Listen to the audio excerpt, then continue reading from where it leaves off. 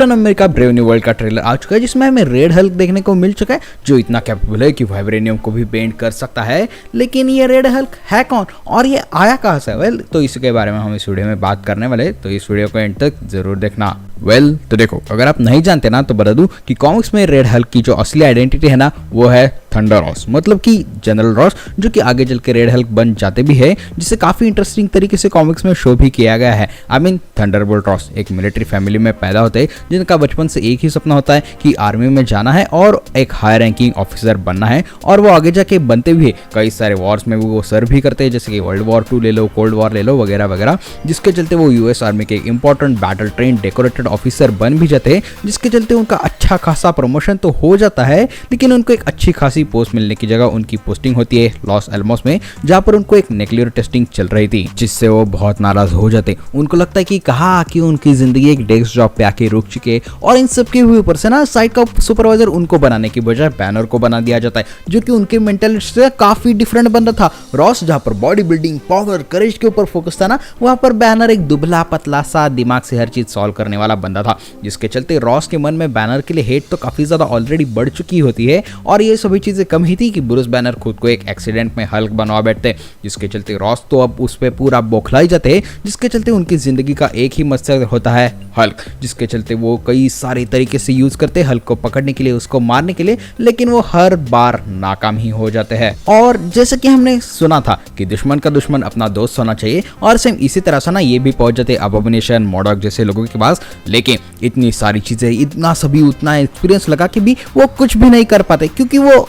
Hulk है ना, और ऊपर से बंदे ने उनकी बेटी को अलग से पटा के रखा था, जिसके चलते वो अपनी बेटी रॉस की कहा और तो शादी करवा तो देते हैं, और जो बंदा भी एक्चुअल में हल्क हेटर ही होता है, लेकिन वो मैरिज भी टूट जाती है क्योंकि बेटी रॉस हल्क से जो प्यार करती है, जिसके चलते बंदा काफी ज्यादा गुस्सा हो जाता है। उसने हर एक तरीके से हल्क को मारने की कोशिश की, इतना कि बंदे ने खुद को मारने की भी कोशिश की, लेकिन वो उससे हो नहीं पाया। लेकिन इन सभी के बीच में ना हल्क स्पेस में चला जाता है, वहां पे जाके शिकार पर वो अपनी जिंदगी वगैरह बसा लेता है। लेकिन इधर इन सभी के बीच में अबोमिनेशन रॉस की बेटी को मार देता है, जिसके चलते बंदा फिर से डिप्रेस्ड हो जाता है, और इसके फायदा उठा के लीडर और मॉडॉक उसके पास आते हैं और उसको पूछते हैं कि क्या अगर हल्क फिर से वापस अर्थ पे आया तो क्या उसे रोकने का प्लान तेरे पास है?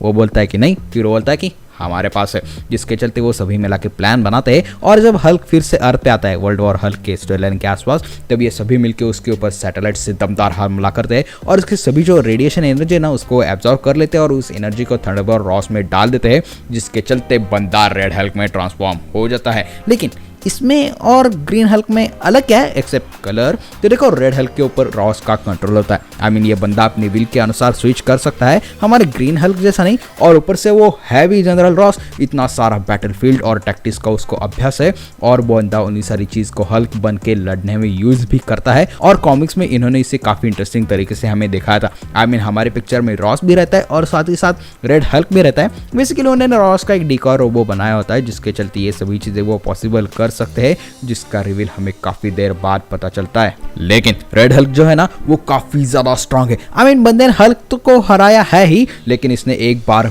थॉर को भी मारते मारते मून तक पहुंचा गया था। लेकिन अगर शॉर्ट फाइट्स हो ना तो इसको रोकना ऑलमोस्ट इम्पॉसिबल है, लेकिन अगर लॉन्गर फाइट्स हो ना तो वो थोड़ा काम आसान हो जाता है, क्योंकि देखो रेड हल्क जो है ना वो सामने वाले के रेडिएशन को एब्जॉर्ब कर जाता है, जिसके चलते वो पावरफुल तो बन जाता है, लेकिन उसे जितना ज्यादा गुस्सा आता है ना वो इतना ज्यादा हीटअप हो जाता है। और यही इसकी वीकनेस है।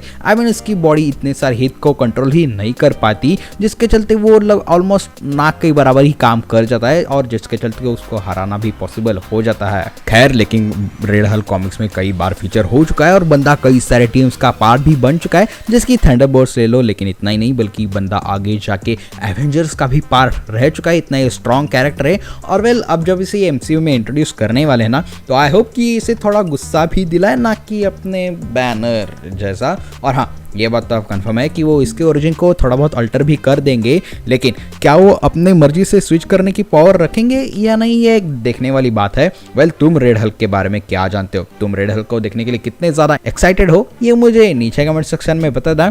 और इन्हीं सारी चीजों के साथ हम इस वीडियो को अब यहीं पर अप कर देते हैं। अगर आपकी वीडियो अच्छी लगे तो इसे लाइक कर देना, अपने दोस्तों के साथ शेयर करना मत भूलना। लेकिन इसके साथ साथ ही मैंने डेडपूल एंड वुल्वरीन के फाइनल ट्रेलर के ऊपर भी बात की, तो उसे भी यहाँ पे जरूर से चेकआउट कर लेना। और मैं मिलता हूँ आपको अगली वीडियो में, लेकिन तब तक के लिए देखते रहिए वाइल्ड वाइन।